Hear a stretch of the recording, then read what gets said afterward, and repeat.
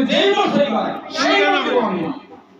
আর হাত ধরে প্রভু তুলসীকে বিবাহ করিব আমি, দিবে না আপনি। তাই আমি কথা আমি তুলসীর বিবাহ করতাম, তুমি বিবাহ মানে এত শুনি।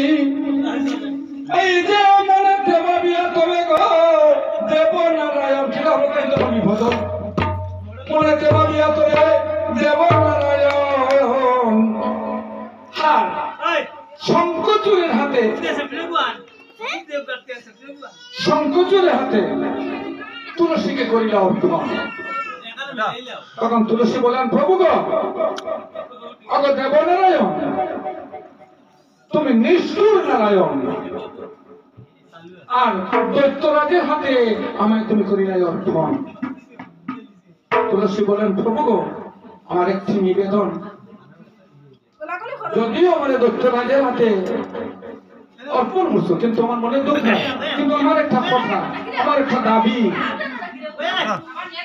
আমার স্বামীর মৃত্যু আমার কাছে তাকিবে গোপন। আমি সঙ্গে চলে গেলে আমার বিয়ে হইলে আমার কোনো সুবিধা নাই, কিন্তু তার মৃত্যু আমার কাছে থাকতো, আমি কিন্তু তার জন্য